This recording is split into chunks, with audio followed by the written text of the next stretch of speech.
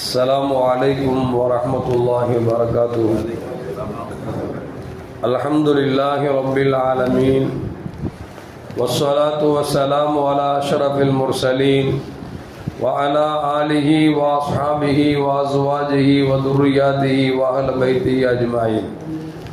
சங்கைக்கும் மேன்மைக்கும் உரிய பெரியோர்கள சகோதரர்கள, எல்லாம் வல்ல அல்லாஹு ஜல்ல ஜலாலுஹு செய்யக்கூடிய எல்லா நற்காரியங்களையும் முகஸ்துதியின்றி இஹ்லாஸான முறையில் இறைவனுக்காக மட்டுமே செய்யப்பட்ட நல்வணக்கங்களில் அல்லாஹ் நம் வணக்கங்களை அங்கீகரித்துக் கொள்வானாக.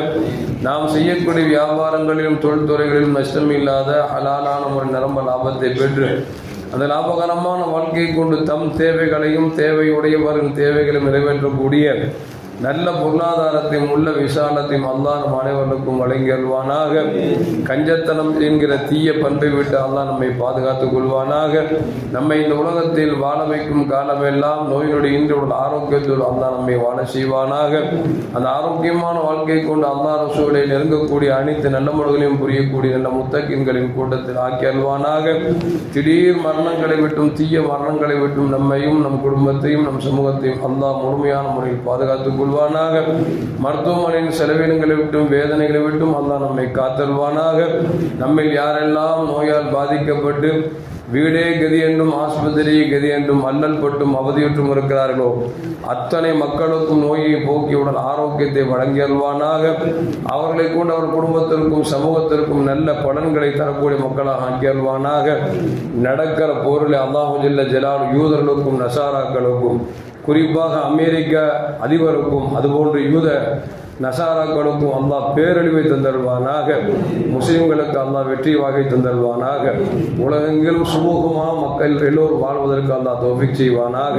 நாம் மரணிக்கிற பொழுது லா இலாஹ இல்லல்லாஹ் முஹம்மதுர் ரசூலுல்லாஹ் என்ற கலிமாவை மொழிந்து ஜன்னத்துல் ஃபிர்தௌஸை கண்ணால் கண்டாக மகிழ்ந்து சிரித்தவனமாக மரணிக்கக்கூடிய நல்வாக்கியத்தை தந்தல்வானாக. மரணித்தும் மரணிக்காத இறைநேசரின் கூட்டத்தில் அல்லாஹ் நம்மை ஆக்கி அல்வானாக. நாளை மறுமையிலே முத்து முஹம்மது ரசூலுல்லாஹி ஸல்லல்லாஹு அலைஹி வஸல்லம் அவர்களின் திரு கரங்களால் ஹவ்துல் கௌசர் என்கிற தடாகத்தின் நீர்வருகி அன்னாரின் ஷஃபாத்தை பெற்று அன்னாரின் கரம் பிடித்து ஜன்னத்துல் ஃபிர்தௌஸ் என்ற உயர்ந்த சொர்க்கத்தில் அவர்களோடு அல்லாஹ் நம்மை சங்கமிக்க செய்வானாக. எல்லாவற்றுக்கும் மேலாக இறை அன்பை பெற்று இறைவனை பார்த்து பரவசம் அடையக்கூடிய அவருடைய லிகாவையும் ரிலாவையும் பெற்ற மக்களில் அல்லாஹ் நம்மை ஆக்கி அருள்வானாக. அருமையான மோமின்களை, கண்மணி முஹம்மது ரசூலுல்லாஹி ஸல்லல்லாஹு அலைஹி வஸல்லம் சொல்வார்கள், அல் காத்திலு வல் மக்தூல் ஃபின்னார் அப்படிம்பாங்க. கொலை செய்பவனும் கொலை செய்யப்பட்டவனும் நரகம் என்றார்கள் கண்மணி முஹம்மது ரசூலுல்லாஹி ஸல்லல்லாஹு அலைஹி வஸல்லம். சஹாபாக்கள் கேட்டார்கள், யார் ரசூலல்லாஹ், கொலை செய்தவன் நரகம் போவான் என்று சொன்னால் யதார்த்தம், அவன் குற்றம் செய்து விட்டான். கொலை செய்யப்பட்டவன் நரகத்துக்கு போகிறான் என்று சொன்னால் என்ன காரணம் என்று கேட்டார்கள். கண்மணி முஹம்மது ரசூலுல்லாஹி ஸல்லல்லாஹு சொன்னாங்க, கொலை செய்ததற்கு அவன் காரணமாக இருந்தான் அல்லவா, அதனால் அவனும் நரகத்துக்கு போவான் என்று சொன்னார்கள். ஆனால் இன்றைக்கு ஈரானின் மீது இன்றைக்கு இஸ்ரேலும் அமெரிக்காவும் தாக்குதல் நடத்துகிறது என்று சொன்னால் எந்த காரணமும் இல்லாமல் அணு ஆயுதத்தை வைத்திருக்கிறார்கள் என்று இவனே ஒரு அவநம்பிக்கை ஏற்படுத்தி அதை நாங்கள் அழிக்கப் போகிறோம், உலகெல்லாம் எல்லாம் இவர்கள் எதிரியாக இருக்கிறார்கள் என்று சொல்லி ஒரு பிம்பத்தை உருவாக்கி தேவையில்லாத வேலையை இன்றைக்கு அமெரிக்காவுடைய அதிபரும் இஸ்ரேலுடைய அதிபரும் செய்து கொண்டிருக்கிறார்கள் என்பது உலகெங்கிலும் எல்லோருக்கும் தெரிந்த காட்சி.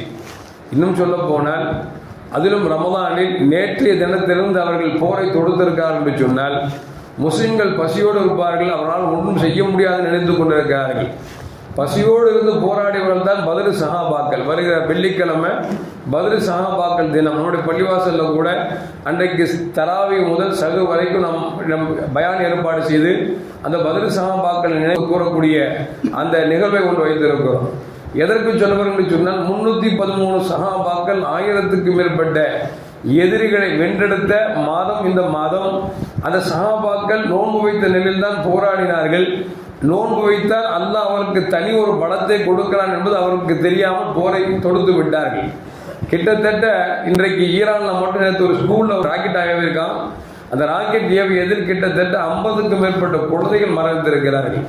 அல்லாஹ் தான் காப்பாற்ற வேண்டும். காரணம் என்று சொன்னால் ஸல்லல்லாஹு அலைஹி வஸல்லத்தை பொறுத்த வரைக்கும் இஸ்லாத்தை பொறுத்த வரைக்கும் போரை என்றைக்குமே விரும்பாத ஒரு சமூகம் என்று சொன்னால் அது இஸ்லாமிய சமூகம் தான். காரணம் என்று சொன்னால் பொதுவாக பெருமானார் ஸல்லல்லாஹு அலைஹி சொல்லுவாங்க, நீங்க பிறர் கடவுளை திட்டாதீங்க அப்படின்பா, உங்கள் இறைவனை நீங்கள் திட்ட வேண்டாம் என்று சொல்வார். சஹாபாக்கள் சொல்லுவாங்க, அவங்க இறைவனை யாராவது திட்டுவாங்களா அப்படின்பா. நீங்கள் பிற கடவுளை திட்டுவதன் மூலியமாக அவன் உங்கள் கடவுளை திட்டுவான். எனவே நீங்கள் பிறர் கடவுளை திட்டுவதற்கு மூலியமாக உங்கள் கடவுளை திட்டுவதற்கு காரணம் நீங்களாக இருக்கிறேன் என்று சொல்லி ஸல்லல்லாஹு நமக்கு சொல்லி தருவாங்க. இப்போ சண்டையை வேணுக்கும் இழுக்கக்கூடாது அப்படிங்கிறதுல ரொம்ப கண்ணும் கருத்துமாக இருக்கக்கூடிய மார்க்கம் இஸ்லாமிய சமூகம். எந்த அளவுக்கு என்று சொன்னால் பெருமானார் ஸல்லல்லாஹு கட்டத்தில் போருக்கு சஹாபாக்களை அனுப்புகிறார்கள். அனுப்புகிற பொழுது பெருமானார் ஸல்லல்லாஹு சொல்றாங்க, போருக்கு எல்லோரும் தயாராக இருக்கிறோம், போரை சந்திக்க வேண்டும் ஆசைப்படக்கூடாது, அல்லாஹ்ட்ட முடிஞ்ச வரைக்கும் போர் நடக்காமல் இருக்க வேண்டும் நீங்கள் துஆ செய்யுங்கள் என்று பெருமானார் ஸல்லல்லாஹு அலைஹி வஸல்லம் போர் படைகளுக்கு சொல்லி அனுப்புகிறார். எங்கேயாவது உலகத்துல போர் படையை தயார் செஞ்சுட்டு போருக்கு போற நேரத்தில் நீங்க போர் நடக்கக்கூடாது துஆ செய்யுங்கன்னு யாராவது சொல்லுவாங்களா? இப்போ இஸ்லாம் மார்க்கம் என்ன சொல்றது அப்படின்னா, நீங்கள் போருக்கு போனாலும் கூட முடிந்த வரைக்கும் அந்த போரை நடத்த விடாமல் நாம் சுமூகமான முறையில் பேச்சை முடித்துக் கொண்டு நாம் திரும்பத்தான் முயற்சிக்க வேண்டுமே தவிர வந்ததை போட்டு பார்ப்போங்கிற எண்ணம் வந்துவிடக்கூடாது என்று பெருமானார் ஸல்லல்லாஹு அலைஹி வஸல்லம் பல சஹாபாக்களும் பல கட்டங்களிலே அவர் எச்சரித்திருக்கிறார்கள் என்பது வரலாறு நமக்கு சொல்லி காட்டுகிறது. ஒருவேளை அப்படி நீங்கள் போருக்கு தள்ளப்பட்டால், உங்களை தூண்டினால், போர் நடத்தித்தான் ஆக வேண்டும் என்கிற சூழ்நிலைக்கு வந்தால், போன இடத்தில் வயதானவர்களை கொள்ள வேண்டாம், பெண்களை கொள்ள வேண்டாம், குழந்தைகளை கொள்ள வேண்டாம், ஏன் மரம் செடிகளை கூட வீணாக வெட்ட வேண்டாம் என்றெல்லாம் பெருமானார் ஸல்லல்லாஹு சொல்றாங்கன்னா, ஒரு போருக்கு என்று ஒரு நியதி இருக்கிறது. அந்த போரிலே யார் நம்மை எதிர்கொள்கிறார்களோ அவர்கள் தான் அடிக்க வேண்டும் தவிர அதை விட்டு பச்சிலம் குழந்தைகள் படிக்கிற பள்ளிக்கூடத்தை தூக்கி போட்டு 50 குழந்தைகளை கொடுக்கிறான் என்று சொன்னால் இது இரத்த வரி பிடித்த காட்டு ஓநாய்கள் என்று தான் சொல்ல வேண்டும். ஏனென்று சொன்னால் அமெரிக்காவில் இருக்க ஆளக்கூடிய இந்த ட்ரம்ப் இருக்கிறான இந்த ஆளு குத்து சொண்டை வீரர்கள் இருந்தவன். இன்னும் சொல்ல போனா F-15 ஃபைலா அந்த ஃபைல்ல பாத்தீங்கன்னா குழந்தை பிள்ளைகள் எல்லாம் அசிங்கப்படுத்திய ஒரு மகா மிகப்பெரிய கிறுக்கனும் மோசடிக்காரனும்.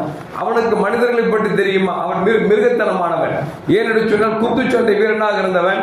அவன் கண்ட மாமிசங்களையும் சாப்பிட்டு காண்டாமிருகத்தை போட்டு இன்றைக்கு ஆடிக்கொண்டிருக்கிறான். பச்சிலம் குழந்தைகள் கொல்லப்படுகிறார்களே, நம்ம மீது சாபம் இப்படி இறங்கும் என்பதெல்லாம் கொஞ்சம் கூட யோசிக்கவில்லை. ஆனால் செய்திகள் என்ன வருகிறது என்று சொன்னால், ஈரான் மீது அவர்கள் போர் தொடுத்தாலும் கூட, ஈரான் பதிலுக்கு பதிலாக பதிலடி கொடுத்தாலும் கூட அவன் பாருங்க எப்படி வச்சிருக்கான் அப்படின்னா, அமெரிக்காவிலிருந்து நேரடியாக தாக்கவில்லை, பஹ்ரைனில் தன்னுடைய ராணுவ தளத்தை அமைத்திருக்கிறான். ஒவ்வொரு இஸ்லாமிய நாடுகளிலும் உங்களுக்கு நாங்கள் பாதுகாப்பு தருகிறோம் என்று சொன்னவுடன் நம்ம இஸ்லாமிய மக்கள் என்று வாயை பொழுது அவனுக்கு ஒரு ராணுவ தளவாடங்களை வைத்துக் கொண்டு அந்த இடத்திலிருந்து நம்மை தாக்குகிறான் என்று சொன்னால், இங்கே தாக்கியவன் அந்த நாட்டை தாக்க மாட்டான் என்பதற்கு என்ன உத்தரவாதம் இருக்கும் என்று யோசித்து பார்க்க வேண்டும். இன்னும் சொல்ல போனால் இவன் எங்கெல்லாம் போர் தொடுத்தானோ, ஈராக்கின் மீது அணு ஆயுதம் இருக்கிறது என்று போர் தொடுத்தான், கடைசியில் பார்த்தால் ஒன்றுமே இல்லை என்று அறிவித்தார்கள். அப்புறம் அதுக்கு பார்த்தா ஆப்கானிஸ்தான் போர் தொடுத்தார்கள், அங்கும் இதற்கும் சொல்லி போர் தொடுத்தான், அங்கேயும் பார்த்தா ஒன்றும் கிடைக்கல. இப்படி ஒவ்வொரு நாடுகளாக துவம்சம் செய்து கொண்டே இருக்கிறான். துவம்சம் செய்வது என்பது நம்முடைய முஸ்லிம்கள் பாதிக்கப்படுகிறார்கள் என்பதை நினைக்கிற கூட நமக்கு இரத்த கண்ணீர் தான் வருகிறது. என்று சொன்னால் ஒரு மூமின் இன்னொரு மூமினுக்கு சகோதரன் என்று பெருமானார் ஸல்லல்லாஹு அலைஹி வஸல்லம் சொல்லியிருக்கிறார்கள். நம்முடைய ஈமானிய சொந்தங்களாக இருப்பதன் காரணமாக நாம் என்ன செய்வோம் என்று சொன்னால், நமக்கு கொடுத்த ஒரே ஒரு ஆயுதம் துஆ மட்டும்தான். பெருமானார் ஸல்லல்லாஹு அலைஹி சொல்வார்கள், அத்துஆஉ சிலாஹுல் முஃமினீன், துஆ என்பது மூமின்களுடைய மிகப்பெரிய ஆயுதம் என்று சொல்லியிருக்கிறார்கள். எனவே நாம் 2 ரக்காயத்து தொழுது அல்லது எந்த தொழுகை தொழுதாலும் தொழுகைக்கு பின்னால் ரப்பே நடக்கிற போரை சீக்கிரம் முடிவுக்கு கொண்டு வா, எல்லோருக்கும் நல்ல சிந்தனையை கொடு, முஸ்லிம்களுக்கு அதனை பாதுகாப்பு கொடு என்கிற துஆவை நாம் கட்டாயம் கேட்பதற்கு கடமைப்பட்டிருக்கிறோம். ஏனென்று சொன்னால் எங்கோ அடிக்கிறான் என்று சொன்னால் அமைதியாக இருந்து விட முடியாது. என்று சொன்னால் அங்கு அடிக்கிற அடியில் இங்கு விலைவாசி உயர்ந்து கொண்டிருக்கிறது. வெறும் 2500 ரூபாய் 3500 ரூபாய்க்கு விற்ற தங்கங்கள் இன்றைக்கு 1 லட்சத்திற்கு மேல போயிருச்சு. பெண் பிள்ளைகளை வைத்தவனா இன்றைக்கு வைத்தறிச்சில் உட்கார்ந்துட்டு இருக்கிறாங்க. இன்னும் சொல்ல போனால் போரை தொடுத்த பிறகு ஒரு பவுனுக்கு 5000 ரூபாய் ரேட் ஏறி வெளியேறிவிட்டதாக தகவல் வருகிறது. எதற்கு சொல்வார் என்று சொன்னால், அங்கு அடிக்கிறான், ஆனால் உலகெங்கிலும் எல்லா மக்களுக்கும் அது மிகப்பெரிய பாதிப்பை ஏற்படுத்துகிறது. என்று சொன்னால், அவர்கள் போடுகிற ஒவ்வொரு ராணுவ ராக்கெட்டுகளும் இருக்கிறதே, ஏவுகணைகள் இருக்கிறதே, அது பல கோடி ரூபாய்க்கு மதிப்புள்ளது. அந்த பல கோடிகளை அசால்ட்டாக சாதாரணமாக வெடித்து தீக்கிறார் என்று சொன்னால், அந்த பணத்தை நம்மிடத்தில் தான் உறிஞ்ச முடியும், நம்மிடத்தில் தான் எடுக்க முடியும்.